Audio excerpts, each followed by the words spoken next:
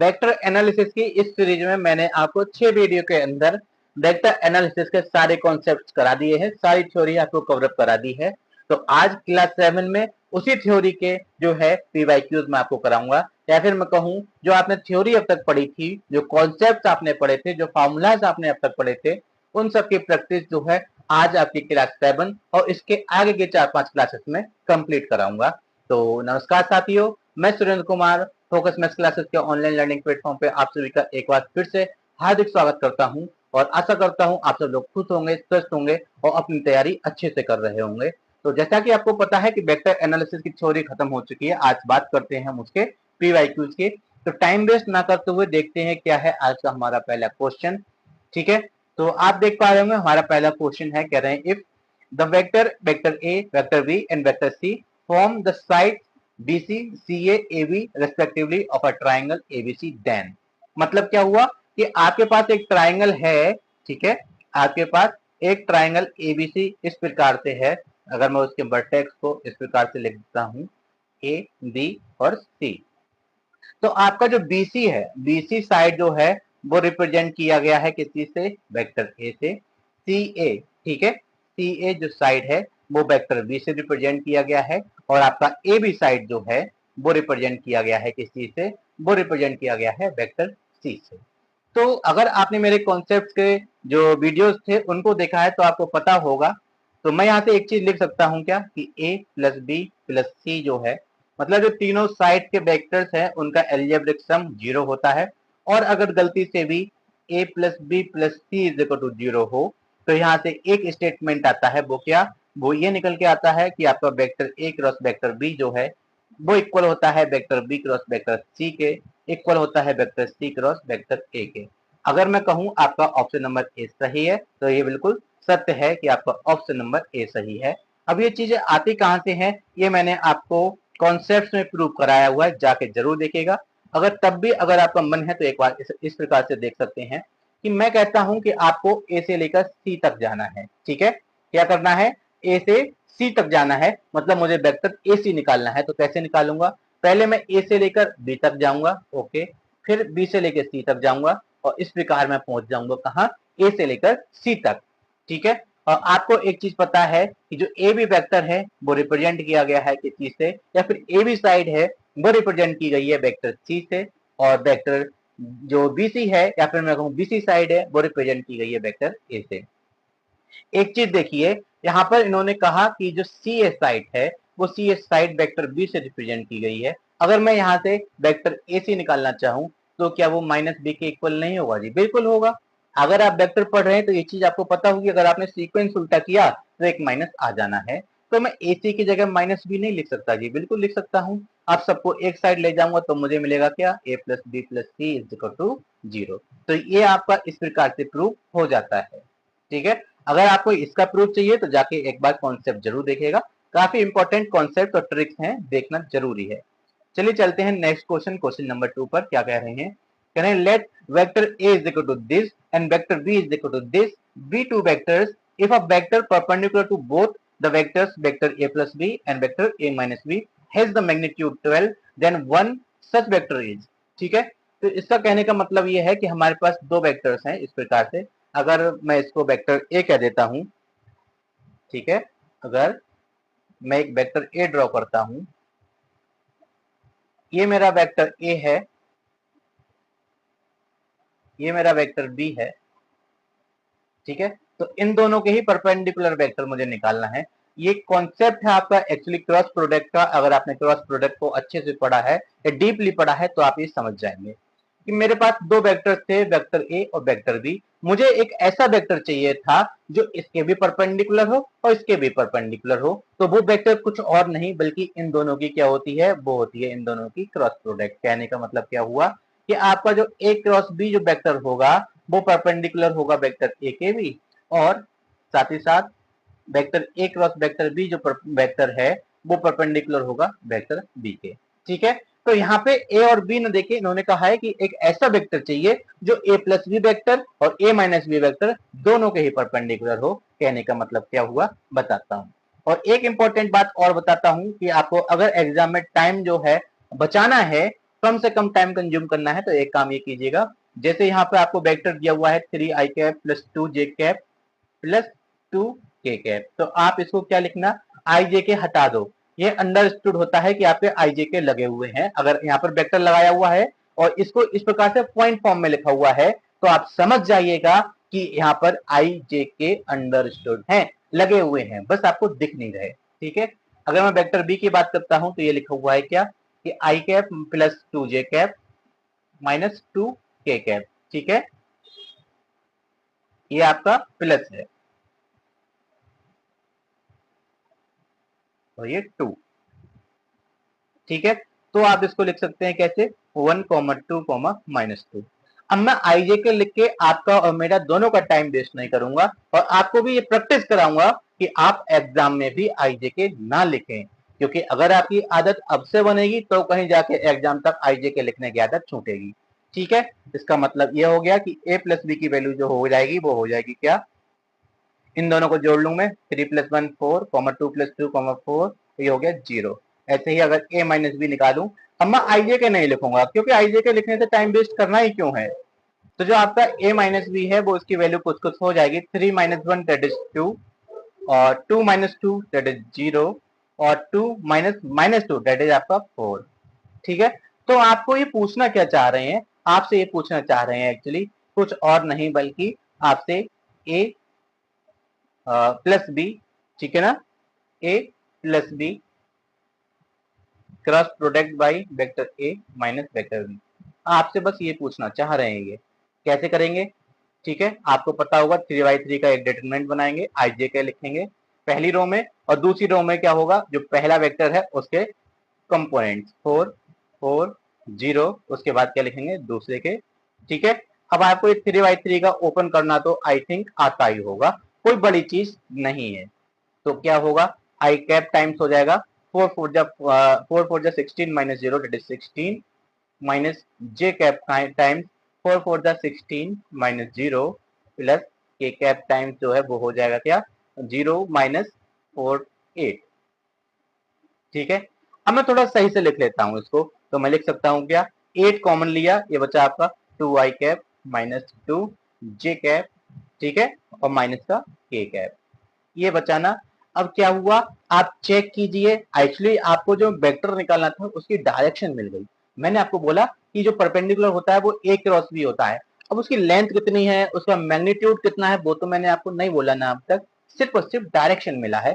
Check कीजिए direction, 2i - 2j - k किस option में है, 2i - 2j - k, option number A is the right answer. आपको answer यहाँ से ही मिल जाता है। अब आप सोच रहे होंगे कि भाई उसमें 4 आ रहा है, यहाँ पर 8 आ रहा है, ये क्या नौटंकी है, तो आपको बताता हूँ। आपको मैंने स्टार्टिंग में जब कॉन्सेप्ट शुरू कराए थे तब आपको एक चीज बताई थी, इस चीज को करने के दो तरीके हैं, एक तो ये रहेगा कि मैंने आपको बताया था कि एक वेक्टर निकालना होता है वेक्टर के। ठीक है, मैं यहाँ से लिख देता हूँ, अगर मैं इसको वेक्टर किससे, वेक्टर सी से रिप्रेजेंट कर देता हूँ, ठीक है, इस होल क्वांटिटी को किससे रिप्रेजेंट कर देता हूँ, वेक्टर सी से। तो मैंने आपको बताया था कि एक वेक्टर ऐसा चाहिए होगा, let vector D is perpendicular to both vector A plus B and vector A minus B. ठीक है ना, ठीक, मैंने कहा डी ऐसा वेक्टर है तो वेक्टर डी किसके इक्वल हो जाएगा, इक्वल हो जाएगा किस चीज के, इन्होंने कहा कि वो उस वेक्टर का मैग्नीट्यूड 12 है, ऑलरेडी गिवन है, मैं नहीं बोल रहा ऐसा, उन्होंने बोला कि ऑलरेडी 12 है, तो मैं यहाँ पे इसको 12 लिख दूंगा और क्या करूंगा, डायरेक्शन उसकी और लिखनी है, क्योंकि एक वेक्टर जो होता है, अगर मैं कहूँ वेक्टर ए की बात, तो वेक्टर ए इक्वल होता है मॉड ऑफ वेक्टर ए और ए कैप के। तो ए कैप बोले तो दिशा आपकी बाकी है, दिशा मैंने बोला दिशा आपकी ये है 2i - 2j - k, क्योंकि इसी से तो मैंने आपको बताया इसका आंसर ये होगा। ठीक है, तो आपको दिशा और चाहिए, तो कैसे निकालेंगे, एक काम कीजिएगा, आप 8 को अंदर मल्टीप्लाई कर दो तो आपको मिलेगा 16 i कैप - 16 j कैप और माइनस का 8 k कैप। तो ये वेक्टर है, इसकी दिशा में है, तो हमें इसकी दिशा में एकांक सदिश निकालना होगा, उसकी मल्टीप्लाई करनी होगी इससे, या फिर मैं कहूँ आपको सी कैप निकालना है। ठीक है, आप शायद ये चीज समझ पाए हो, क्योंकि एक वेक्टर कंप्लीट होता है किस चीज से, एक वेक्टर आपका कंप्लीट होता है मैग्नीट्यूड और उसकी एकांक सदिश से उसकी दिशा में। ठीक है, तो मुझे एकांक सदिश और चाहिए, तो एकांक सदिश कैसे निकालूंगा बताते हैं। तो सी कैप जो है वो इक्वल होगा vector C is divided by mod of vector C, that is equal होगा किस चीज के, सी को लिखना चाहूंगा तो 8 टाइम्स 2i कैप माइनस 2 जे कैप माइनस के कैप। ठीक है, और इसके मैग्नीट्यूड से डिवाइड कर दूंगा तो मैग्नीट्यूड हो जाएगा स्क्वायर रूट ऑफ, यहाँ पे 8 है, 8 का स्क्वायर और ब्रैकेट लगाइए, ये हो जाएगा आपका 2 का स्क्वायर प्लस 2 का स्क्वायर प्लस 1 का स्क्वायर। ठीक है, दैट इज आपको मिला क्या, आपको मिला 8 times 2i cap plus 2, sorry ये माइनस का 2 है, ठीक है ना, ये आपके माइनस का 2 जे कैप चल रहा था, माइनस 2 जे कैप माइनस के कैप इज डिवाइडेड बाय कितना, 8 का स्क्वायर बाहर आ जाएगा तो बचेगा 8, अंदर कितना हो रहा है 2 टू जा 4, 2 टू जा 4 प्लस 1 दैट इज 9 और 9 का स्क्वायर रूट दैट इज 3। ठीक है, तो इस 8 से ये 8 कैंसिल आउट, बचा आपके पास कितना 3, तो 2 आई कैप माइनस 2 जे कैप माइनस के कैप इज डिवाइडेड बाय 3। ये है आपके सी कैप की वैल्यू, और इस सी कैप की वैल्यू को उठा के आप इसमें पुट कर दीजिएगा तो आपको जो रिक्वायर्ड आंसर है वो मिल जाएगा। तो वेक्टर डी जो है वो इक्वल हो जाएगा किस चीज के, 12 अपॉन 3 इज मल्टीप्लाई बाय क्या 2 आई कैप माइनस 2 जे कैप माइनस के कैप, और अगर मैं 3 से इसको डिवाइड कर दूं तो मुझे मिलेगा 4, दैट इज वेक्टर डी। तो फाइनल रिक्वायर्ड आंसर है तो 4 टाइम्स 2 आई कैप माइनस 2 जे कैप और माइनस के कैप। आई थिंक आपको क्वेश्चन समझ में आया होगा। तो मैं अगर आपको एमसीक्यू सॉल्व करने हैं, सिर्फ आंसर्स लेके आने हैं, तो आपको इतना सब कुछ करना ही क्यों है, आप तो यहाँ से आंसर ला चुके हैं ना, 2i कैप माइनस 2 जे कैप माइनस के कैप मिल गया ना, ये 2 माइनस 2 और माइनस का 1, 2 माइनस 2 और माइनस का 1, किसी और ऑप्शन में है ही नहीं, सिर्फ उसमें है, आंसर आपको मिल गया है, तो इतना सब कुछ करने की जरूरत आपको नहीं है। चलिए चलते हैं अपने अगले क्वेश्चन पर।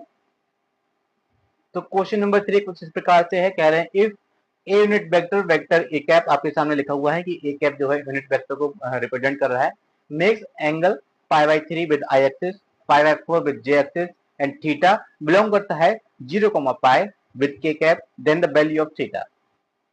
समझाता हूं क्या मतलब है कहने का। इनका कहने का मतलब ये है कि एक वेक्टर है आपके पास, कुछ इस प्रकार से है,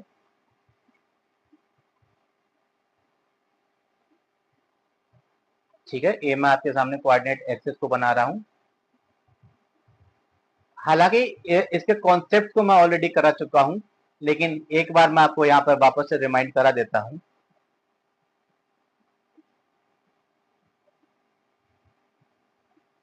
ठीक है, मैंने बोला कि ये आपका ये एक्स एक्सिस है, ये आपका वाई एक्सिस है, ये आपका जेड एक्सिस है, और ये आपका ओ है, और ये आपका एक पी है। ठीक है, तो ये ओपी वेक्टर एक ऐसा वेक्टर है जो एक्स एक्सिस के साथ में अल्फा, वाई एक्सिस के साथ में बीटा और जेड एक्सिस के साथ में अगर गामा एंगल फॉर्म कर रहा होता है, तो यहाँ से एक स्टेटमेंट निकल के आता है कि जो आपके डिसीज हैं उनके स्क्वायर्स का सम जो है वो इक्वल होता है किस चीज के, इक्वल होता है 1 के। या फिर मैं इसको और तरीके से लिख सकता हूं कि cos square alpha plus cos square beta plus cos square gamma की जो वैल्यू होती है वो होती है इक्वल टू 1। ठीक है, अगर आपने कॉन्सेप्ट देखे हैं तो आपको ये चीज पता होगी, इसीलिए मैं कहता हूं एक बार थ्योरी जरूर कर लीजिएगा जो प्रैक्टिस करने से पहले। ठीक है, ये है आपका ट्रिक। तो यहाँ पर क्या है, यहाँ पे अल्फा की जो वैल्यू है वो है आपकी π/3, आई का मतलब होता है एक्स एक्सिस, क्योंकि आई क्या है एकांक सदिश in the direction of x axis या कोऑर्डिनेट एक्सिस, आई जे के आपको पता होंगे। और बीटा की वैल्यू क्या है, बीटा की वैल्यू π/4 है, और हमें गामा इसको क्या है, गामा की वैल्यू थीटा है जो हमको निकालनी है, और ये बिलोंग करेगा बिटवीन, ठीक है, यहाँ इन्होंने लिखा हुआ है कि आपका जो थीटा है वो थीटा बिलोंग करेगा किसमें, 0, ठीक है, चलिए चलते हैं, मैं वैल्यूज लगाता हूं तो मैं लिख सकता हूं क्या, मैं लिख सकता हूं cos square π/3 plus cos square π/4 plus cos square gamma की जगह थीटा की वैल्यू लिख देता हूं 1, और कॉस स्क्वायर π/3 का मतलब हो गया 60, 60 की वैल्यू होती है 1/2, ये हो जाएगा आपका 1/4 प्लस, और ये π/4 की 1/√2 तो स्क्वायर हो जाएगा 1/2 प्लस कॉस स्क्वायर गामा की जो थीटा लिखता हूँ इज इक्वल टू 1। यहां से लिख सकता हूं मैं क्या, कि कॉस स्क्वायर थीटा की वैल्यू जो होगी वो इक्वल होगी किस चीज के, 1 माइनस, अगर आप इन दोनों का एलसीएम ले लें तो आपको मिलेगा कितना, आपको मिलेगा 4, ये हो जाएगा 3। ठीक है, तो कॉस स्क्वायर जो थीटा है उसकी वैल्यू हो जानी है आपके पास 4 1/4। ठीक है, अब कॉस की वैल्यू निकालनी है हमको, तो मैं यहाँ से लिख सकता हूँ क्या, मैं लिख सकता हूँ कि आपको कॉस जो कॉस थीटा है उसकी वैल्यू मिल जाएगी +-1/2। ठीक है, अब यहाँ से दो रिजल्ट निकल के आते हैं, वो कौन कौन से, कि अगर मैं कॉस थीटा की वैल्यू को 1/2 ले लेता हूँ और कॉस थीटा की वैल्यू को अगर -1/2 ले लेता हूँ, तो यहाँ से मुझे थीटा मिलेगा कितना, यहाँ से थीटा मिलेगा मुझे π/3, और यहाँ से मुझे थीटा मिलेगा कितना, यहाँ से मिलेगा 2π/3। ऑप्शन चेक कीजिएगा कौन सा ऑप्शन रहेगा, तो आप देखेंगे कि आपका ऑप्शन जो है ऑप्शन नंबर सी रहेगा। ठीक है, 2π/3 इज द राइट आंसर, क्योंकि आप जो डिसीज होते हैं वो एक्चुअली पेयर्स में होती है, प्लस माइनस दोनों में होते हैं। याद रखिएगा कि एक जो वेक्टर है या एक लाइन है उसके डिसीज पेयर्स में होते हैं, क्योंकि वो दो डायरेक्शन को रिप्रेजेंट करते हैं, हो सकता है डायरेक्शन ये हो या हो सकता है डायरेक्शन ये हो, इसलिए मैं कहता हूँ कि आपके डीसीज और डीआर हैं वो एक्चुअली पेयर में एग्जिस्ट करते हैं। ठीक है, तो आपका ऑप्शन सी जो है राइट आंसर हो जाएगा। चलिए चलते हैं अपने अगले क्वेश्चन पर। तो क्वेश्चन नंबर 4 कहें the value of a minus B and a cross B जो है क्या होगी। ठीक है, मतलब a माइनस बी और a प्लस बी का आपको क्रॉस प्रोडक्ट करना है। ठीक है, तो कर देते हैं, क्या रहेगा, मैं इसको डायरेक्ट ओपन ही कर देता हूँ, तो ये हो जाएगा vector a cross vector a plus vector a cross vector b minus vector b cross vector a। ठीक है, ब्रैकेट तो आप सभी को ओपन करना आती ही होंगी, और अगर आपने कॉन्सेप्ट पता हो तो आपको पता होगा कि जो vector A cross vector A होता है उसकी वैल्यू जो होती है वो होती है 0, और मतलब कोई भी दो वेक्टर हो अगर सेम वेक्टर है उनका क्रॉस प्रोडक्ट कर लो तो उसकी वैल्यू 0 ही हो जाती है। तो मैं यहाँ से इसको लिख सकता हूँ, क्या मैं लिख सकता हूँ 0 plus vector A cross vector B. ठीक है, और इसको अगर मैं उलट दूं, सीक्वेंस उलट देने से क्या होता है कि आपका माइनस और आ जाता है, तो मैं इसको लिख सकता हूँ minus minus plus vector A cross vector B, और ये हो गया आपका 0। ये यहां से लिख सकता हूँ क्या, 2 times vector A cross vector B. Check कीजिए option, option number A is the right answer. चलिए चलते हैं अपने अगले क्वेश्चन पर। Question number 5। ठीक है, कहें टाइम पीरियड इज अ, आपको पता है टाइम जो है एक मैग्नीट्यूड क्वांटिटी होती है। ठीक है, टाइम पीरियड 2 पाई 3 पाई पाई, ये है आपका एक क्वांटिटी, डायरेक्शन नहीं है ना, क्वांटिटी है बट डायरेक्शन नहीं है, that is scalar quantity. Option number B जो है इसका राइट आंसर हो जाएगा। ठीक है, आपको पता होगा, अगर मैं बात करूं साइन पाई साइन 2 पाई की, तो आपको इसके पीरियड्स पता होंगे। पीरियड क्या होते हैं, पीरियड इस प्रकार से निकालते हैं, अगर कोई फंक्शन है तो x प्लस टी इस प्रकार से है, टी होता है आपका टाइम पीरियड, कि आपको एफ एक्स वापस से मिल जाए। ठीक है, एफ एक्स वापस से मिल जाए, तो मतलब कि साइन अगर मैं x प्लस कितना लिखूं जिससे कि मुझे वापस साइन x मिल जाए। ठीक है, तो मुझे वापस साइन x मिल जाए, तो आप क्या लिखेंगे, आप मुझे बता सकते हैं। अगर मैं पाई लगाता हूं तो पाई प्लस क्या हो जाएगा, पाई प्लस मेरा हो जाएगा माइनस का। ठीक है, तो मैं यहाँ पे अगर 2 पाई लिख देता हूं, ठीक है, तो यहाँ से क्या हो जाएगा, मुझे एग्जैक्ट साइन एक्स मिल जाएगा। यहाँ से मतलब हुआ कि आपका जो पीरियड है, टाइम पीरियड है, फंक्शन का पीरियड की बात कर रहा हूँ, टाइम पीरियड अलग की चीज है, ये फंक्शन का पीरियड है, तो इसका पीरियड 2 पाई हो जाएगा। ठीक है, तो यहाँ से आपका आंसर स्केलर क्वांटिटी रहेगा, क्योंकि इसमें डायरेक्शन नहीं होती है, सिर्फ और सिर्फ मैग्नीट्यूड होता है। चलिए चलते हैं नेक्स्ट। नेक्स्ट क्वेश्चन है, करें if ABC are unit vectors then this does not exist. ठीक है, मतलब इसकी मैक्सिमम वैल्यू कितनी हो सकती है, भाई तो पूछा है। डज नॉट एग्जिस्ट का मतलब है कि मैक्सिमम वैल्यू, कि भाई इससे ज्यादा इसकी वैल्यू नहीं हो सकती, वो हमसे पूछ रहे हैं। चलिए कैसे करते हैं, तो स्क्वायर्स लगे हुए हैं, स्क्वायर्स ओपन करना आपको आते होंगे, आई थिंक इतना तो मैं आपसे उम्मीद कर सकता हूँ। तो स्क्वायर्स ओपन करते हैं तो क्या मिलेगा, हमें मिलेगा एक कैप का स्क्वायर प्लस, ठीक है, बी कैप का स्क्वायर। याद रखिएगा इन्होंने क्या क्या है कि mod of A cap equal होगा मॉड ऑफ बी कैप के, इक्वल होगा किस चीज के, मॉड ऑफ सी कैप, और इक्वल होगा किस चीज के, बन के, क्योंकि यूनिट वेक्टर्स हैं। ठीक है, अब मैं क्या करूं, मैं इसको एक ऐसे भी लिख सकता हूं, आप चाहो तो चलो यहाँ पे लिख ही देता हूँ, ये मॉड मैग्नीट्यूड को रिप्रेजेंट कर रहे हैं। ठीक है, प्लस माइनस है तो माइनस लगाऊंगा 2 times A cap dot B cap. ठीक है, plus mod of B square plus mod of C cap square minus 2 times vector B dot vector C plus C square, ठीक है, आप कैप और mod दोनों लगा लीजिएगा, plus mod of A cap का square minus 2 times vector C dot vector A. और आपको पता है ये आपको पहले ही लिखा चुका हूं, तो एक हो जाएगा, ये हो जाएगा आपका 2 टाइम्स 1 प्लस 1 प्लस 1, मतलब ए कैप का स्क्वायर प्लस बी कैप का स्क्वायर प्लस सी कैप का स्क्वायर, उनकी वैल्यूज को मैंने लगा दिया, माइनस 2 टाइम्स क्या मिलेगा आपको, मिलेगा A cap dot B cap plus B cap dot C cap plus C cap dot A cap, ठीक है। तो ये क्या हो गया आपका, हो गया 3 to 6 minus 2 times vector A cap dot vector B cap plus vector B cap dot vector C cap plus vector C cap dot vector A cap. थोड़ा सा कुत्तों के भौंकने की आवाज आएगी, क्योंकि ये तो एक नेवर है हमारा, वो कुछ और नहीं बल्कि एक पेट शॉप खोल रखी है और सारे पेट्स को जो है रोड पर रखता है, तो वो बहुत ज्यादा भौंकते हैं और डिस्टर्ब करते हैं, यहाँ तक कि रात में भी बड़ा दिक्कत करते हैं। थोड़ा सा एडजस्ट करने की कोशिश कीजिएगा। तो अगर मैं यहाँ से एक बात करूं आपसे कि आप a प्लस बी प्लस सी के होल स्क्वायर की वैल्यू निकालें, तो क्या कहेंगे, क्या होती है कि A square plus B square plus C square minus sorry plus 2 times क्या होता है A B plus B C plus C A, यही तो होती है ना। अब मैं यहाँ से क्या करूंगा, 2 times A B plus B C plus C A की वैल्यू अगर निकालूं तो वो इक्वल हो जाएगी किस चीज के, कि A plus B plus C का whole square minus A square minus B square minus C square, ठीक है। सेम वही चीज को मैं जो है इसमें पुट करने वाला हूं, तो मुझे मिलेगा क्या, मुझे यहां से मिलेगा कि 6 माइनस, अब 2 टाइम्स को मैं ऐसा नहीं लिख सकता क्या कि A plus B plus C का होल स्क्वायर, ठीक है, minus A square minus B square minus C square, ठीक है। आप चाहो तो इनके मॉड लगा लीजिएगा, मैं चलिए लगा ही देता हूं,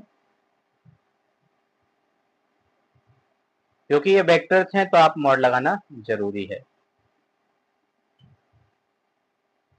ठीक है। और ब्रैकेट क्लोज, तो ये क्या हो जाएगा, 6 minus A plus B plus C का होल स्क्वायर कैप्स, ठीक है, minus minus plus 1 plus 1 plus 1, तो ये हो जाएगा आपका 9 minus A cap plus B cap plus C cap का होल स्क्वायर, ठीक है। अब एक चीज आप सोचिए, क्या कभी स्क्वायर वाली क्वांटिटी निगेटिव हो सकती है क्या, ठीक है। अब मैं इसको क्या लिख सकता हूं, मैं लिख सकता हूं 9 माइनस समथिंग, कुछ तो होगी ना, कुछ भी वैल्यू हो सकती है ए प्लस बी प्लस सी की, ठीक है। ऐसा थोड़ी नहीं है कि 9 माइनस माइनस 2 हो जाए या माइनस 1 हो जाए, क्यों, क्योंकि वो परफेक्ट स्क्वायर है और परफेक्ट स्क्वायर आपका कभी निगेटिव नहीं हो सकता। इसका मतलब ये हो गया कि भाई ए प्लस बी प्लस सी जो है, ठीक है, यहां से लिख सकता हूं,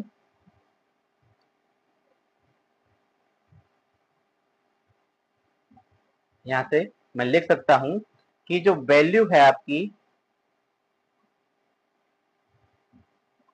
मैं यहां से लिख सकता हूं कि जो आपकी वैल्यू है लेस देन 9 होगी, क्योंकि आपका जो a plus B plus C cap जो है, ठीक है, ये जो है इसका स्क्वायर वो ऑलवेज ग्रेटर देन 0 होगा। 0 से बड़ा कितना भी हो सकता है, 1 2 3 4 5, ठीक है ना, कितना भी हो सकता है, तो ये क्वांटिटी जो है आपकी एटलीस्ट 9 से तो छोटी ही होगी, 9 से अबव नहीं जा पाएगी, क्योंकि हम 9 में से कुछ ना कुछ सब्ट्रैक्ट कर रहे हैं, ऐड तो नहीं कर रहे हैं ना, उसमें कुछ ना कुछ सब्ट्रैक्ट कर रहे हैं, दैट इज मैक्सिमम वैल्यू उसकी 9 होगी, ठीक है। तो इसका option number B that is 9 is the right answer. चलिए चलते हैं अपने अगले क्वेश्चन पर। क्वेश्चन नंबर 7 क्या है, कह रहे हैं if vector A vector B are unit vector then the correct statement is, तो इंपॉर्टेंट क्या है, आपको अप्रोच देखना जरूरी है, अप्रोच क्या यूज करेंगे, ठीक है। तो क्या कह रहे हैं, कुछ कह रहे हैं क्या, एक ये तो कह रहे हैं कि परपेंडिकुलर टाइप, ठीक है, और क्या कह रहे हैं पैरेलल होना चाहिए, क्योंकि हमें ये तो पता होना चाहिए, ऑप्शंस देखे हम अप्रोच क्या यूज करने वाले हैं, और कह रहे हैं क्या एंगल बिटवीन, ठीक, एंगल बिटवीन, ये चीजें हो सकती हैं। चलिए देखते हैं क्या हो सकता है। तो आपको पता है condition of parallelism and condition of perpendicularity और एंगल बिटवीन टू वेक्टर्स क्या होता है, तो हम cos थीटा से निकालना स्टार्ट करते हैं। तो आपको एक चीज और पता होगा, जो परपेंडिकुलरिटी होती है, परपेंडिकुलरिटी के लिए कहूं तो मैं क्या, ठीक है, परपेंडिकुलरिटी की या परपेंडिकुलर वेक्टर्स की कंडीशन होती है कि उनका डॉट प्रोडक्ट क्या होता है, डॉट प्रोडक्ट उनका 0 होता है, यही तो कहते हैं ना। तो चलिए ऑप्शंस देखते हैं। कह रहे हैं A plus B will never be unit vector. ठीक है, ए प्लस बी के बारे में हम कुछ भी नहीं कह सकते। कह रहे हैं vector A and vector B are unit vectors. Okay, vector A और वेक्टर बी यूनिट वेक्टर्स हैं, तो उनका सम जो है वो आपका यूनिट वेक्टर होगा, ऐसा हम नहीं कह सकते, इसको हटा दो। बात करते हैं ऑप्शन बी की। तो A plus B is a unit vector if vector A is perpendicular to vector B. ठीक है, ये ऐसा कहना चाह रहे हैं। तो हमें ए और बी के बीच का एंगल ही तो देखना है, या तो परपेंडिकुलर होगा या पैरेलल होगा या फिर क्या होगा, उसके बीच का एंगल 2y/3 होगा। यही तो चेक करना है। कहने का मतलब कुल मिला के आपको करना क्या है, आपको करना सिर्फ इतना है कि आप ए डॉट बी निकालो, या मतलब ए प्लस बी डॉट जो भी आपका दिया हुआ है। ठीक है, ये आपका दिया हुआ है, तो हमें बस यही निकालना है। तो सबसे पहले क्या करते हैं, हम मान के चलते हैं ऑप्शन बी को। तो कह रहे हैं ए इज पैरेलल टू बी। अगर ए और बी के पैरेलल है, इसका मतलब क्या हो गया, इसका मतलब हो गया vector A cross vector B जो है वो होगा 0। एक्चुअली हमको क्या चाहिए, सब में कह रहे हैं कि A plus B unit vector, A plus B unit vector, A plus B unit vector, यही तो कह रहे हैं। मैं सबसे पहले यूनिट वेक्टर का ही झंझट खत्म कर देता हूँ। Vector A plus vector B is equal to, अगर मैं 1 अज्यूम कर लेता हूँ, स्क्वायर करता हूँ, मिलेगा क्या, A square plus B square plus 2 times vector A dot vector B. ठीक है, इज इक्वल टू 1। और ये क्या है आपका, ए 1 है प्लस ए 1 है plus 2 times vector A dot vector C is equal to 1। ठीक है, तो ये क्या हो जाएगा, ये हो जाएगा आपका vector A dot vector C is equal to हो जाएगा आपका क्या, ये वाले 1 से ये वाला 1 कैंसिल आउट, और इधर ले गया माइनस का 1/2। तो यहाँ से लिख सकता हूँ क्या, mod of vector A mod of vector C. मैं डॉट प्रोडक्ट को ओपन कर देता हूँ और कह देता हूँ कि जो ए और सी जो वेक्टर हैं, ठीक है, क्या चीज, ए नहीं सॉरी, ए सी गलत लिख लिया है मैंने, ये बी है आपका। ठीक है, ये आपका बी चल के आ रहा है, सी एक्चुअली है ही नहीं।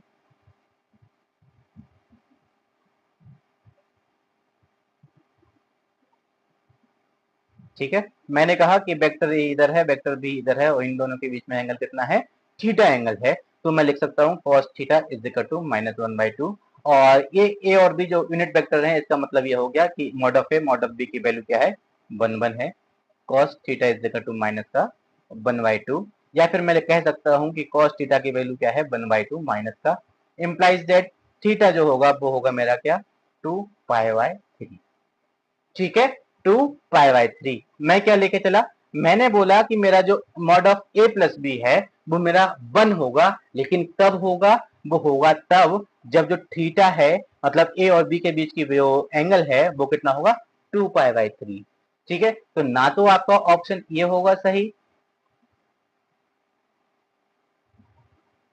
ठीक है, ना तो ऑप्शन ए सही होगा। क्यों, कह रहे हैं never be A unit vector. भाई यूनिट वेक्टर हो सकता है, हमेशा हमेशा के लिए बात नहीं कह रहे।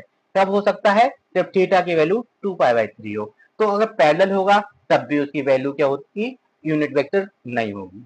परपेंडिकुलर होगा तब भी यूनिट वेक्टर नहीं होगा। कब होगा, कब होगा, जब थीटा की वैल्यू 2π/3 होगी। That is option number D is the right answer. A plus B is a unit vector if the angle between vector A and vector B is 2π/3। I think आपको बात समझ में आई हो। अप्रोच ये थी इसमें कि भाई ये बहुत ज्यादा फोर्स कर रहे हैं एक बात पे, कि भाई आपका जो mod of A plus mod of B है, या फिर mod of A plus B है, वो उसका मैग्नीट्यूड 1 है। तो मैंने इसी को अप्रोच बना के आगे सॉल्व करना शुरू किया, मुझे मिल गया। अगर पैरेलल होता तो थीटा की वैल्यू 0 मिल जाती, परपेंडिकुलर होता तो थीटा की वैल्यू 90 मिल जाती। अभी 2π/3 पर ही इसकी वैल्यू 1 मिल रही है, इसका आंसर ऑप्शन नंबर डी हो जाएगा। चलिए चलते हैं अपने अगले क्वेश्चन पर। कहते हैं क्या, क्वेश्चन नंबर 8 है कि कह रहे हैं if ABC are unit vector such that vector A plus vector B plus vector C is equal to 0। ठीक है, इन्होंने क्या गिवन है, हमको गिवन है vector A plus vector B plus vector C is equal to 0। ठीक है, तो हमसे कुछ पूछा है। तो एक चीज याद रखिएगा, मैं यहाँ से लिख सकता हूँ mod of vector A mod of, ठीक है, इज इक्वल टू 0। ठीक, अब मैं स्क्वायरिंग ऑन बोथ साइड करूंगा तो मैं ये भी लिख सकता हूँ कि mod of A plus B plus C जो वैल्यू है वो क्या होगी, 0 होगी। स्क्वायर ओपन करना आपको आता होगा, mod of A square plus mod of vector B square plus mod of vector C square equal होगा किस चीज के, इक्वल होगा आपका ठीक है, चलिए इक्वल ना लगा के पहले पूरा फॉर्मूला लिख देता हूं मैं, plus 2 times vector A dot vector B plus vector B dot vector C plus vector C dot vector A. ठीक है, ये क्या चल रहा था, ये हो जाएगा आपका RHS 0, क्योंकि मैंने a plus B plus C का होल स्क्वायर ओपन किया है और इसकी वैल्यू मुझे 0 ऑलरेडी गिवन थी। और क्या है, एक चीज ये गिवन है कि mod of a is equal to mod of b is equal to mod of c। क्यों, क्योंकि वो यूनिट वेक्टर्स हैं। अब यूनिट वेक्टर्स हैं, दैट इज उसका मॉडुलस या फिर उसका मैग्नीट्यूड कितना रहा होगा, कहीं ना कहीं उसका 1 ही रहा होगा।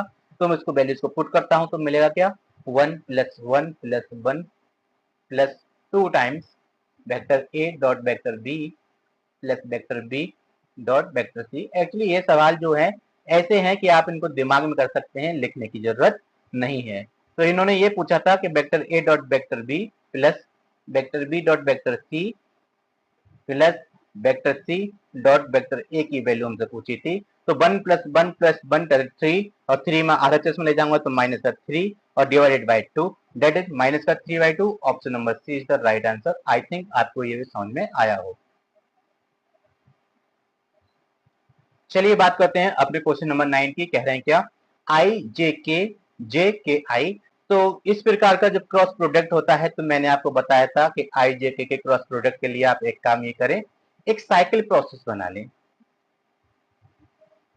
ठीक है, अगर आप इस सीक्वेंस में घूम रहे हैं इसका मतलब ये हो गया कि आपका जो वैल्यू रहेगी वो 1 रहेगी। अगर आपने मेरे कॉन्सेप्ट देखे हैं तो मैंने आपको बोला था कि आई जे के इसकी जो वैल्यू होती है वो 1 होती है। इसको ओपन करूंगा तो मिलता है क्या, मुझे मिलता है I dot vector J cross vector के। ठीक है, इसकी वैल्यू 1 होती है। ये चीज आप याद रखिएगा, सिर्फ और सिर्फ एक कॉन्सेप्ट थे, इससे ज्यादा कुछ नहीं है। अब मैं आता हूं अपने क्वेश्चन पर। ये एक्चुअली क्रॉस प्रोडक्ट का है, आगे कहीं ना कहीं क्वेश्चन में ये यूज होगा, इसलिए मैंने आपको पहले से ही बता दिया। बात करते हैं क्वेश्चन की, आई क्रॉस। ठीक है, आप एक चीज देखिए, आई जे के आई जे एक सीक्वेंस मेंटेन किया हुआ है। आई जे के आई, ठीक है, और के आई जे एक सीक्वेंस मेंटेन किया हुआ है। इस टाइप के मेंटेन जब किए जाते हैं तो कहीं ना कहीं इनकी वैल्यू 0 आती है। क्या अंडरस्टूड है, सॉल्व करके दिखाता हूं मैं। तो अगर मैं ब्रैकेट्स ओपन करूं तो पाऊंगा क्या, मैं पाऊंगा आई क्रॉस जे, ठीक है, प्लस आई क्रॉस के cap plus vector J cross vector K cap, ठीक है, और प्लस जे कैप क्रॉस आई cap plus K cap cross आई कैप प्लस के कैप, ठीक है, क्रॉस जे कैप। ठीक है, ये आपके, मैंने सिर्फ और सिर्फ ब्रैकेट्स को ओपन किया है। तब एक चीज देखिएगा कि आई क्रॉस जे, मैंने आपको पहले ही बताया था, आई क्रॉस जे, ठीक है, इक्वल होगा minus vector J cross vector I. Sequence का बात कहा था मैंने कि एक vector A cross vector B आपस में इक्वल तो नहीं होते बी क्रॉस ए के, लेकिन अगर एक माइनस लगा दूं तो ये इक्वल हो जाते हैं। कहने का मतलब ये हुआ कि मैं इसको अगर ऐसे ही रखूं आई क्रॉस जे को, और इसको क्या लिख सकता हूं, माइनस वेक्टर के क्रॉस वेक्टर आई, ठीक है, प्लस जे क्रॉस के को मैं ऐसे ही रखता हूं। अब ये है माइनस, इसको आई क्रॉस जे नहीं लिख सकता जी, बिल्कुल लिख सकता हूं, क्योंकि आपस में सब कैंसिल आउट होने हैं, बस उनको अरेंज करना बाकी है। के कैप प्लस, सॉरी मल्टीप्लाई, क्योंकि मैं आपको पहले ही बता चुका हूं क्वेश्चन देख के, जब इस सीक्वेंस में होते हैं, एक सीक्वेंस को मेंटेन किए होते हैं, तो इनकी वैल्यू कहीं ना कहीं यहाँ पे जो है 0 ही आती है। ठीक है, मैं इनको लिख सकता हूं इस फार्मूला का यूज करके। तो आई क्रॉस जे ये रहा, आई क्रॉस जे ये रहा, ठीक है। दूसरा देखते हैं, के क्रॉस आई ये है, के क्रॉस आई ये है, ठीक है। अब मैं बात करता हूं अपने नेक्स्ट तीसरे की, जे क्रॉस के ये है, माइनस जे क्रॉस ये है। फाइनल आंसर क्या था, final answer 0। Option number B is the right answer. चलिए चलते हैं नेक्स्ट क्वेश्चन पर। कह रहे हैं for any vectors vector A the value of this is. ऐसा तरीके से इस क्वेश्चन को कराऊंगा, बहुत बार ये रिपीट हुआ है।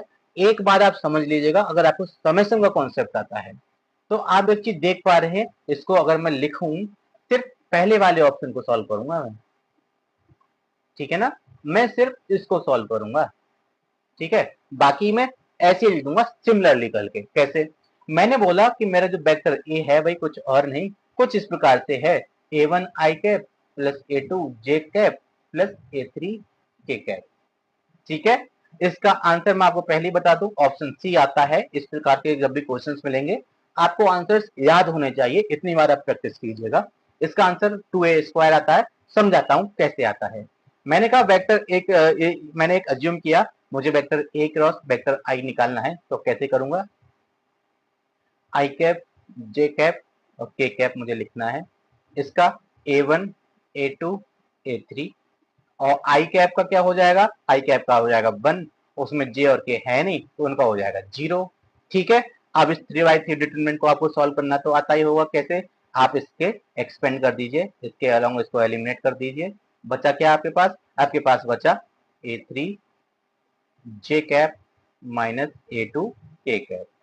ठीक है, ये आपका आ जाएगा। आई थिंक आपको 3/3 का जो डिटरमिनेंट है उसको ओपन करना आता होगा। अब मुझे निकालना है क्या, मुझे निकालना है मॉड।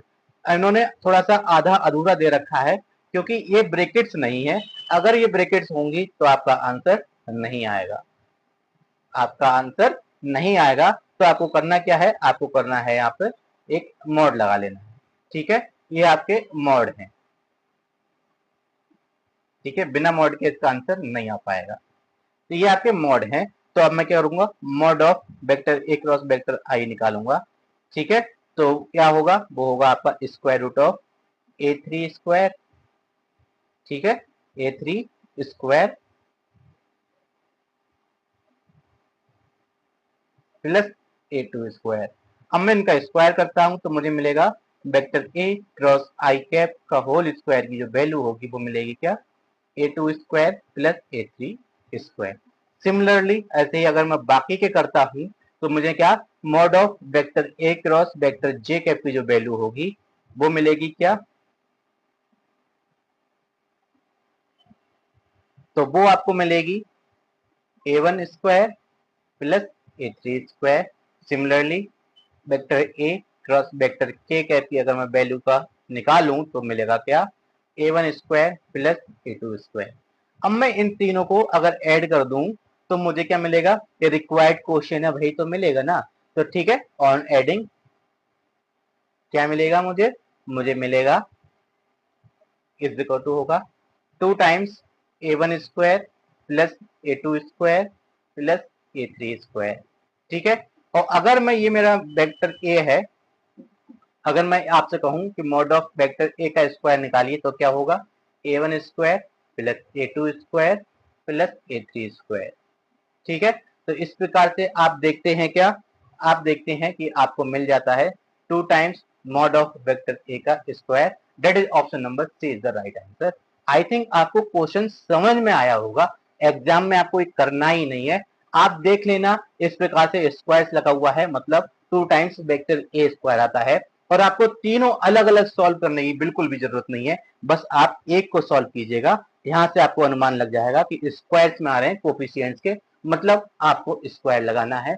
और 3 बार में आप जब ऐड करते हैं 3 कोफिशिएंट्स को दैट इज 2 टाइम्स आता है। ठीक है, चलिए चलते हैं अपने नेक्स्ट क्वेश्चन, क्वेश्चन नंबर 11 पर। क्या है, कह रहे हैं आई क्रॉस ए। अब ये आपको इस वेक्टर ट्रिपल प्रोडक्ट आती होगी तब तो आप कर लेंगे। चलिए मैं आपको फॉर्मूला यहाँ पर ही बता देता हूँ कि A cross vector B cross vector C जो होती है उसकी जो वैल्यू होती है वो ये होती है कि इसकी मल्टीप्लाई ब्रैकेट के दूर वाले से करते हैं vector A dot vector C, और जो बचा है उसको ऐसे ही चिपका देते हैं मल्टीप्लाई में, ना डॉट ना क्रॉस, सिंपल मल्टीप्लाई माइनस।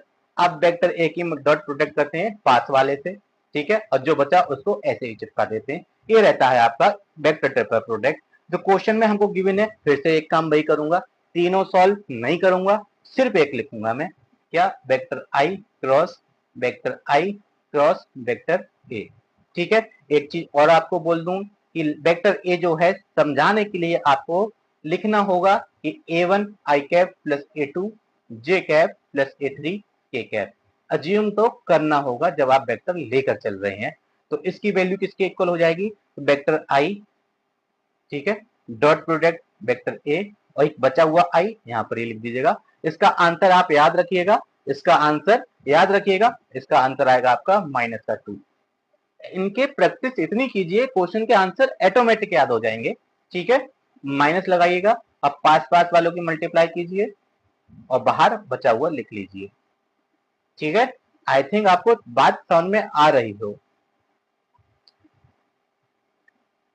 अब मैं क्या करूंगा, मैं पहले जो वेक्टर ए है उसकी वैल्यूज को लगा देता हूं। आई कैप डॉट, यहां से लिखूंगा ए1 आई कैप प्लस ए2 जे कैप प्लस ए3 के कैप। याद रखिएगा, ब्रैकेट के बाहर वाली आई अभी भी ब्रैकेट के बाहर ही चल रही है। ठीक है, अंदर नहीं है। माइनस आई डॉट आई की वैल्यू 1 होती है, याद होगा आपको। तो इसको लिख सकता हूं क्या, वेक्टर ए। तो अब मैं अगर इसको आगे ओपन करूं तो आई वालों की मल्टीप्लाई आई से हो जाएगी। जेके के कोफिशिएंट इसमें 0 है तो इधर के भी 0 हो जाएंगे। बचेगा क्या, आपके पास बचेगा सिर्फ ए1 और जो बाहर वाली आई है वो। ठीक है, ये वाली आई जो है वो यहाँ पर आ जाएगी, याद रखिएगा। ये मत सोच लेना ये वाली आई आ गई, नहीं, इस वाली आई की मल्टीप्लाई इस वाली आई के साथ हो गई तो वो तो हो गया 1, बचा सिर्फ ए1। ठीक है, माइनस वेक्टर ए ऐसा ही। एक्चुअली हम क्या करते हैं, हम जब इसको सॉल्व कर रहे होते हैं तो हम लगाते हैं यहाँ पे समेशन, क्योंकि अगर आप इसको ओपन करेंगे तो ये ऐसा ही ओपन हो जाएगा, इसलिए हम लगाते हैं क्या, हम लगाते हैं समेशन। क्योंकि अगर आपको टाइम कम से कम यूज करना है तो समेशन का तो यूज करना होगा, मतलब A1 I cap minus vector A. जब आप इस समेशन को ओपन करेंगे तो आप पाएंगे क्या, आपको मिलेगा पहले के रिगार्डिंग तो इतना मिलेगा, दूसरे के रिगार्डिंग सेम मिलेगा, बस आई की जगह जे, तीसरे के लिए आई की जगह के। कहने का मतलब जब आप इसको एक्सपेंड करेंगे आपको मिलेगा आई1 सॉरी ए1 आई कैप, ठीक है, माइनस वेक्टर ए प्लस, जब दूसरे का करेंगे A2 J cap minus vector A, ठीक है, प्लस ए3 के कैप माइनस वेक्टर ए।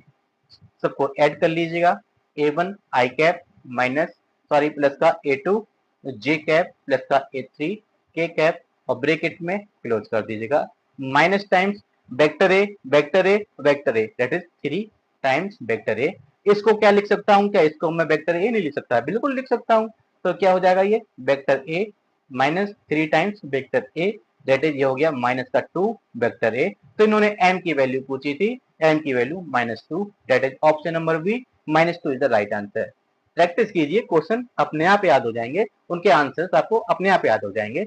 चलिए चलते हैं अपने अगले क्वेश्चन, क्वेश्चन नंबर 11 क्या है, कह रहे हैं if mod of a plus mod of b is equal to mod of c and a plus b plus is equal to mod of c, then the angle between vector a and vector b। ठीक है, हमें a और b के बीच का angle find out करना है, कैसे करेंगे आइए देखते हैं।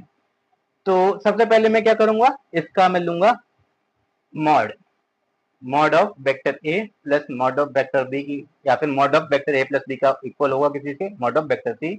अगर मैं दोनों तरफ स्क्वायर कर दूं तो दोनों तरफ स्क्वायर कर दिया, इसको ओपन कर देता हूं।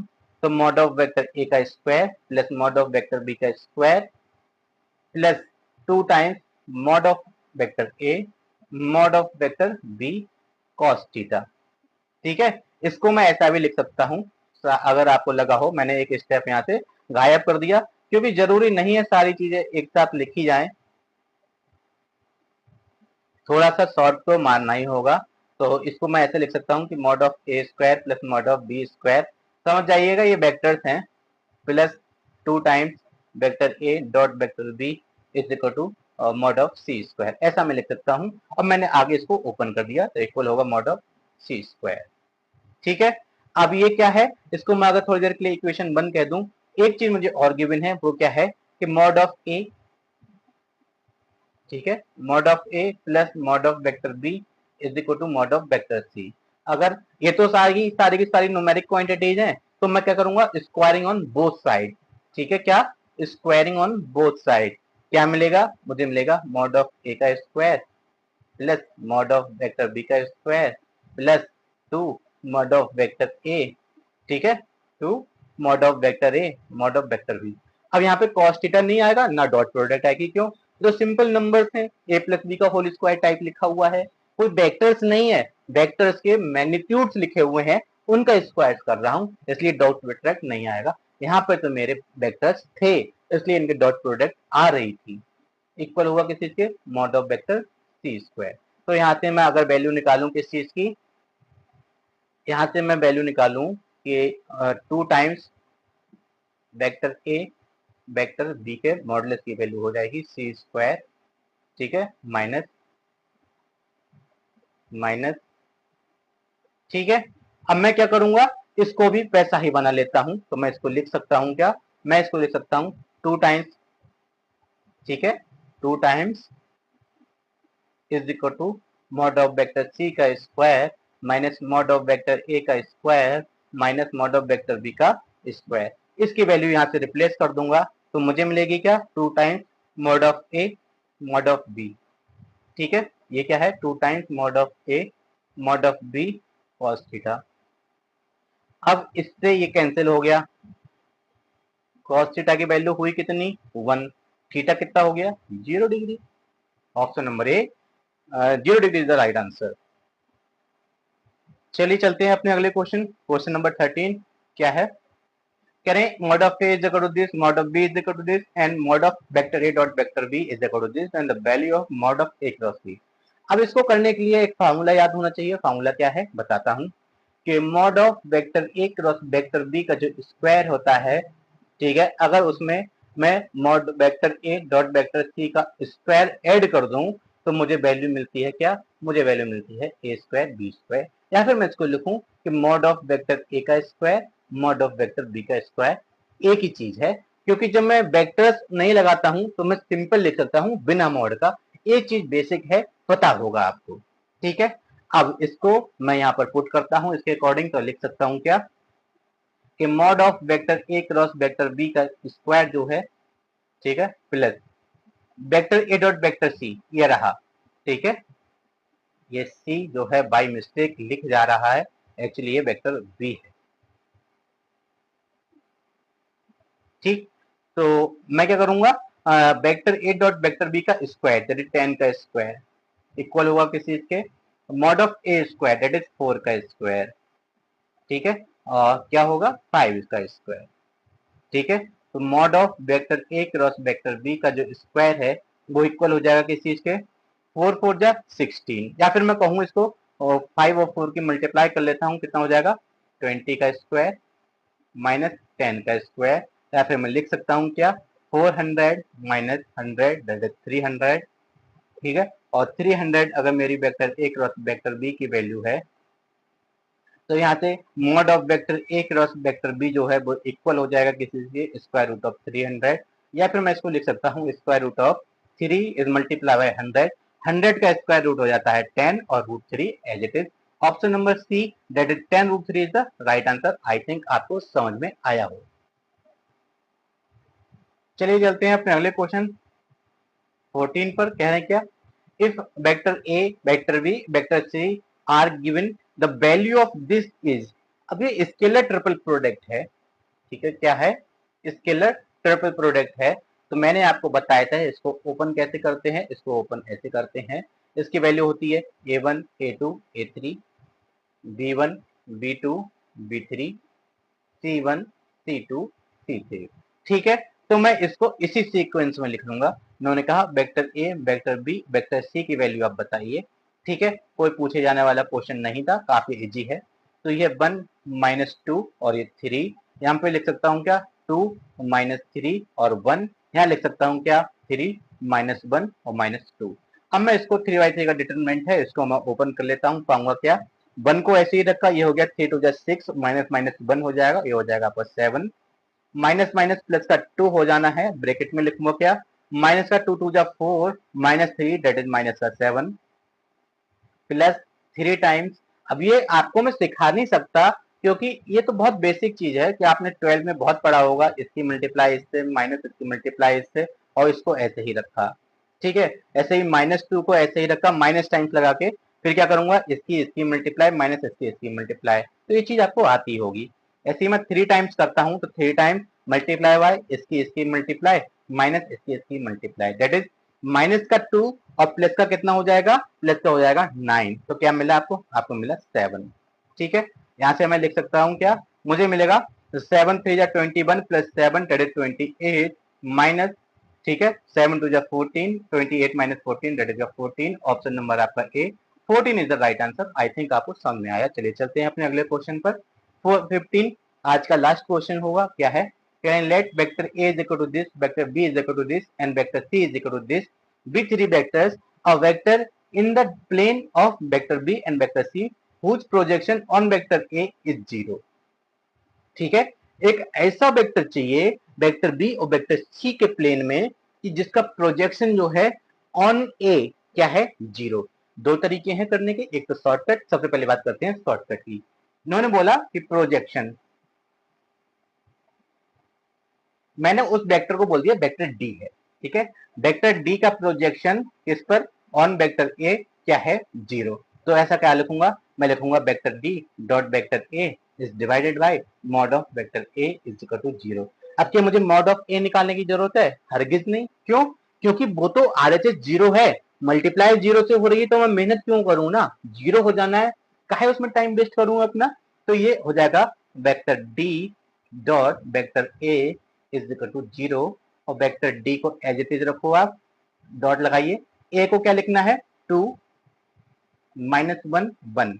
मैंने बोला था मैं आई जे के नहीं लिखूंगा, आप चाहो तो लिख सकते हो, आपका मन है आप लिख सकते हैं. तो ऐसा कौन सा ऑप्शन है जिसकी मल्टीप्लाई 2 -1 1 से करने पे 0 मिल जा रही है? चेक करके देखते हैं. अगर मैं ऑप्शन ए की देखूं तो क्या है, ऑप्शन ए है मेरा -2 -1 5. ठीक है, 2 2 जा 4 माइनस का 4. ठीक है, माइनस माइनस प्लस हो जाएगा, प्लस का 1 और 5 और 1 जा. ठीक है, मुझे क्या करना है मल्टीप्लाई 5. तो ये क्या हो गया 6 -4 0 हुआ? नहीं, ऑप्शन ए नहीं हो सकता. बात करता हूँ ऑप्शन बी की. ठीक है, ऑप्शन बी की बात करता हूँ. तो मैं पहले यहाँ पर साफ सुथरा एक बार लिख लेता हूँ. जो मेरा वेक्टर आया था वो क्या है, मुझे मल्टीप्लाई करनी है किसके साथ में, मुझे मल्टीप्लाई करनी है 2 -1 1. ठीक है, इसके साथ डॉट प्रोडक्ट लेनी है. तो इसकी बात करूं तो 0 1 1 देखता हूं, हो जाएगा 0. ठीक है, प्लस माइनस -1 इंटू -1 1 हो जाएगा, +1. यहाँ ये 0 मिल रहा है मुझे. Option number B is the right answer. ठीक है, ये एक्चुअली शॉर्ट ट्रिक्स है करने की कि आपको करना कैसे है, ज्यादा दिमाग लगाने की जरूरत नहीं है, क्योंकि आपके पास इतना टाइम नहीं होता कि आप टाइम ज्यादा यूज कर पाए. तो आप इसकी हेल्प से इसको यूज कर सकते हैं. और अगर आपका मन करे कि आप डिटेल में सॉल्व करो, ठीक है, अगर आपको ये चीज समझ में नहीं आ रही हो तो आप इसको ऐसे कर सकते हैं. ठीक है, क्या आप इसको ऐसे कर सकते हैं कि आप dot product separately find out कर लीजिए. कैसे, मैं लिखता हूं vector J cap plus vector K cap dot product two I cap minus J cap plus K cap. मैं फिर से रिकमेंड करूंगा आई जे के लेके अपना टाइम वेस्ट मत कीजिएगा. ठीक है, तो मल्टीप्लाई करूंगा, इसमें तो आई है नहीं तो ये हो जाएगा आपका 0. ठीक है, माइनस का 1 और प्लस का 1 डेट इज 0. 0 मिल रहा है ना, आरएचएस 0 मिलनी चाहिए थी. हाँ जी मिल रही है, that is option number B is the right answer. वरना आप सॉल्व करते रहिएगा कि क्या let a vector in the plane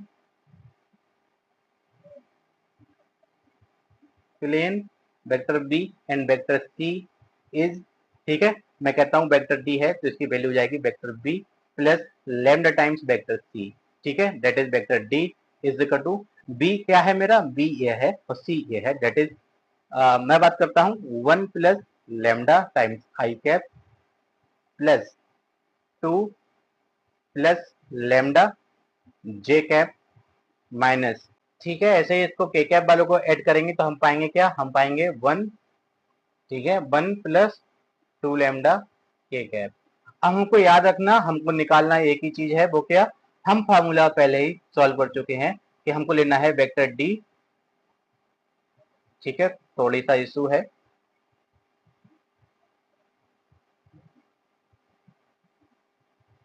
हमें लिखना है vector D dot vector A. That is मतलब क्या हुआ कि हमें इसकी 2 -1 और 1 के साथ जो मल्टीप्लाई करके निकाल के लानी है, आरएचएस 0 लेना है. दैट इज यहां से लिख सकता हूं मैं कि वेक्टर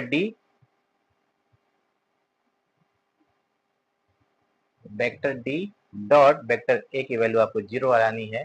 मतलब क्या हुआ कि 1 plus lambda times 1 plus lambda की मल्टीप्लाई होगी 2 से प्लस. ठीक है, -1 times 2 plus lambda plus 1 times 1 plus 2 lambda. ठीक है, एक्चुअली ये माइनस का आएगा, आप समझ जाइएगा, क्योंकि 1 यहाँ पर है माइनस का और यहाँ पर है प्लस का, इन दोनों की मल्टीप्लाई करूंगा तो ये मेरा माइनस का 1 आ जाएगा. ठीक है, RHS तो 0 है ही, सॉल्व कर लेते हैं। 2 प्लस 2 लैम्डा माइनस का 2 माइनस लैम्डा माइनस 1 माइनस का 2 लैम्डा इज इक्वल टू 0। इस 2 लैम्डा से 2 लैम्डा कैंसिल आउट, इस माइनस 2 से ये माइनस प्लस का 2 कैंसिल आउट, यहाँ से लैम्डा की वैल्यू मिल गई मुझे -1। ठीक है, इसको उठा के अगर मैं यहाँ पुट कर दूं डी में, तो मेरा डी क्या हो जाना है, तो मेरा डी हो जाना है, तो ये हो जाएगा आपका क्या 0 आई कैप प्लस जे कैप, और ये अगर मैं इसमें -1 पुट करता हूं तो minus minus plus K cap. Final answer जे कैप प्लस के कैप। ठीक है, आई होप आपको बात समझ में आई हो। तो आप समझ चुके होंगे कि आपको इतना लंबा नहीं करना है, आपको जस्ट छोटा सा करना है। जो क्वेश्चंस हैं उसके जो आपके ऑप्शंस हैं उनकी ताकत को समझना होगा। जरूरी नहीं हर क्वेश्चन को सॉल्व करना शुरू कर दो। बहुत सारे क्वेश्चंस एग्जाम में ऐसे आते हैं कि अगर आप उनके ऑप्शंस को लेकर सॉल्व करो तो उनके आंसर थोड़े जल्दी आते हैं, जैसे कि इस केस में हुआ। हमारा अप्रोच तो यही था कि हमें प्रोजेक्शन के लिए एक वेक्टर डी एज्यूम किया, उसका वेक्टर ए के ऊपर प्रोजेक्शन निकाला, और प्रोजेक्शन उन्होंने ऑलरेडी बोल रखा है कि प्रोजेक्शन आपका 0 है। तो मैंने क्या लिया, मैंने प्रोजेक्शन 0 ले लिया, क्रॉस मल्टीप्लाई करके एक नया फॉर्मूला बनाया कि vector D dot vector A is equal to 0। D कौन सा है, कोई एक ऑप्शन है, तो एक ऑप्शन का ए के साथ अगर डॉट प्रोडक्ट कर दूं तो उसकी वैल्यू 0 आ जाए, तो ऐसा ऑप्शन सिर्फ वेक्टर बी था, क्योंकि डॉट प्रोडक्ट करना थोड़ा सा आसान रहता है। ये आपका मेंस के हिसाब से था कि आपने थोड़ा डिटेल में करके दिखाया। ठीक है, आई थिंक आपको क्लास अच्छी लगी है, और अगर आपको क्लास अच्छी लगी हो तो प्लीज मेरे वीडियो को लाइक जरूर कर दीजिएगा, साथ ही साथ आप उसको अपने फ्रेंड एंड फैमिली ग्रुप में शेयर कर सकते हैं। और अगर मुझसे किसी प्रकार की कोई मिस्टेक हुई है या फिर आपके कोई सजेशंस हैं तो आप उसको कमेंट बॉक्स में बता सकते हैं। साथ ही साथ प्रैक्टिस के ऐसे और भी बहुत सारे वीडियोस पाने के लिए आप मेरे चैनल से जुड़े रहें, और चैनल से जुड़े रहने के लिए इसको सब्सक्राइब करना ना भूलें। Thank you, thanks for watching, thanks a lot. मिलते हैं अगले वीडियो में, शुरुआत करेंगे क्वेश्चन नंबर 16 से।